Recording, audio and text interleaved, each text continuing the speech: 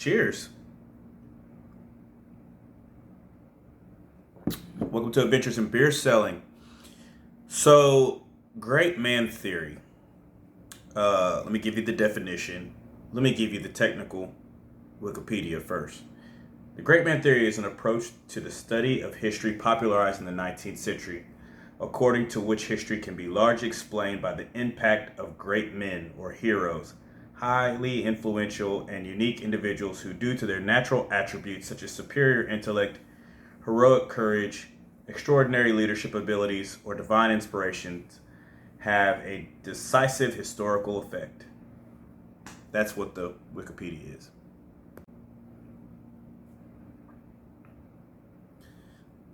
So you remember when we talked about geniuses?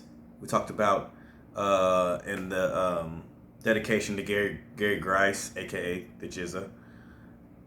We talked about how certain people are viewed as geniuses, and they're actually not. They're just regular people that have benefited from economics or privilege or other things. Well, there's also this thing about the great man theory. So essentially, how it equates to what we're talking about today is the idea that these people, this person who may be above you, is just super talented, and through his merits, he rose the ranks to magically be, whoever it is that he is. Now, I want to be careful because I don't want to poo-poo on anybody's talent. I think there are talented people in everything. I think there are talented beer sellers. I think there are very, very talented beer makers. I've seen some of the best. And I just think that there are people who do have a natural gift that, through their merits, elevate themselves to do great things. And salute to them, However, this is really good. However, I do think in the industry, sometimes we can be sold a hill of beans on people. So, travel back in time, there used to be these HR meetings, right? And the HR meetings were kind of like pep rallies for new employees. So this is like the onboarding of new employees, and a lot of companies do this. And so they would have this there was this guy that would just really pump everybody up and get everybody excited and just talk about how great it was to work at the company, and how all these entry-level people, some people that they were hiring in as line cleaners, merchandisers, entry-level positions, right?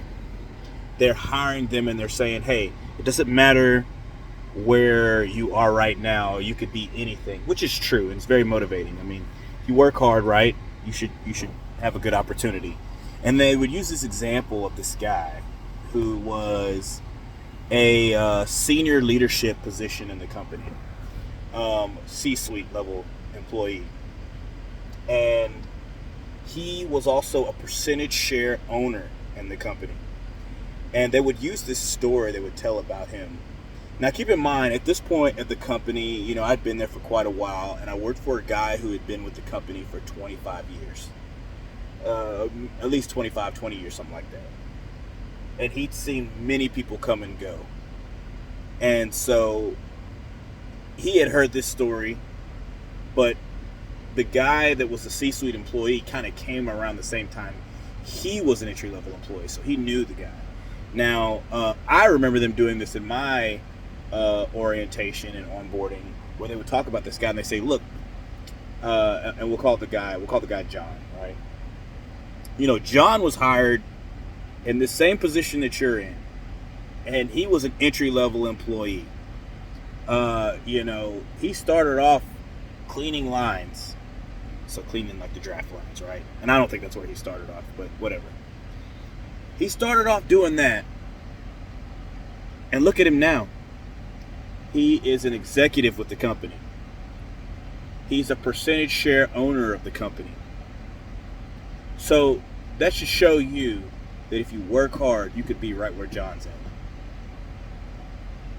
And I remember hearing that as a young kid coming out of college who, I did pretty good in college, but I was also, a hard worker. I wasn't afraid to get my hands dirty. I wasn't afraid to sweat. I was like, this is awesome. I was super motivated. And to be fair, I did work really hard, and I did, when I left that company, I risen fairly high, not executive level, but I've risen pretty high in the company.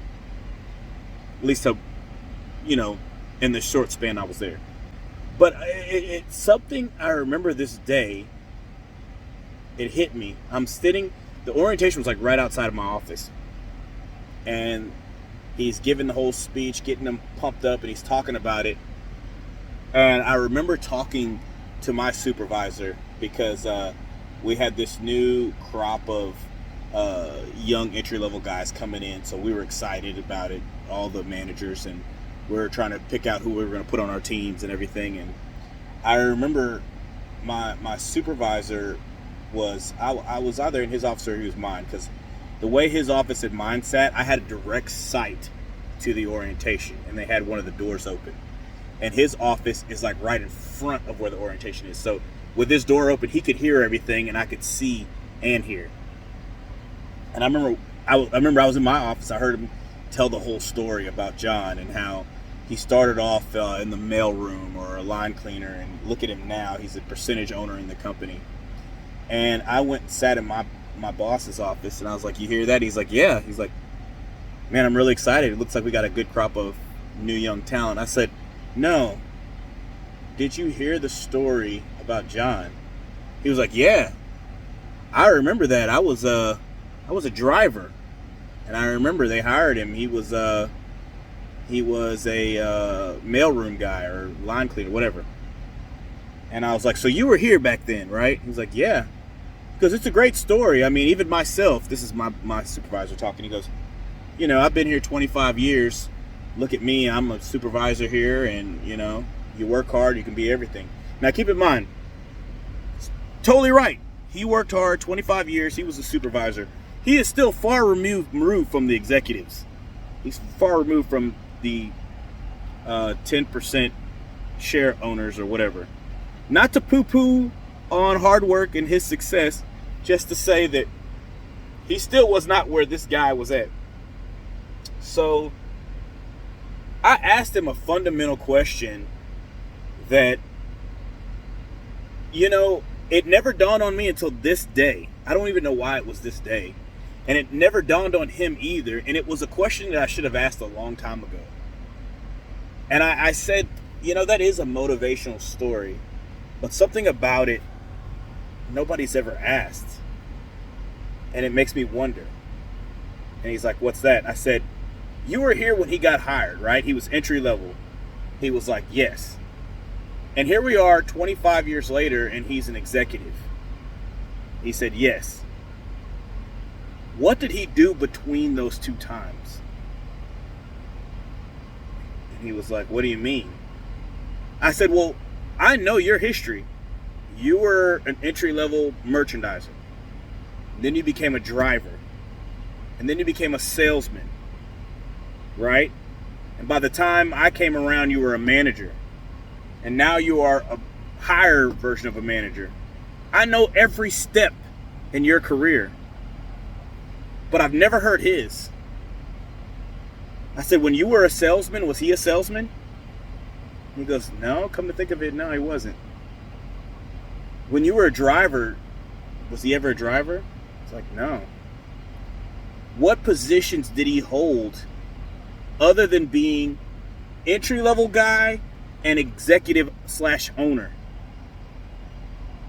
And he goes, those are the only two positions I ever remember him having. I don't remember him having any other positions.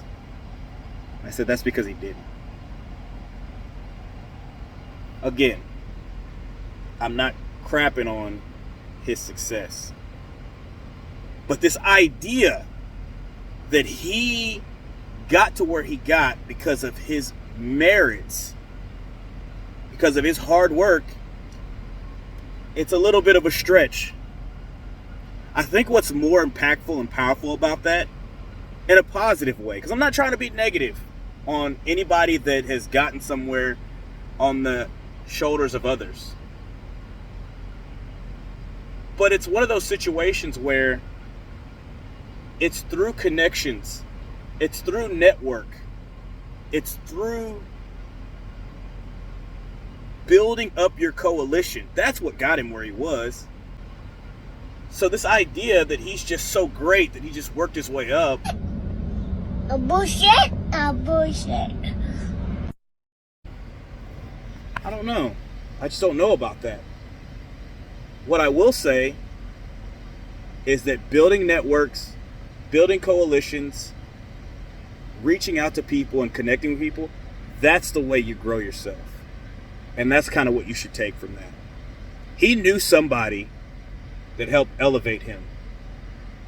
And I think we should all make sure that we build those type of networks and coalitions. Cheers.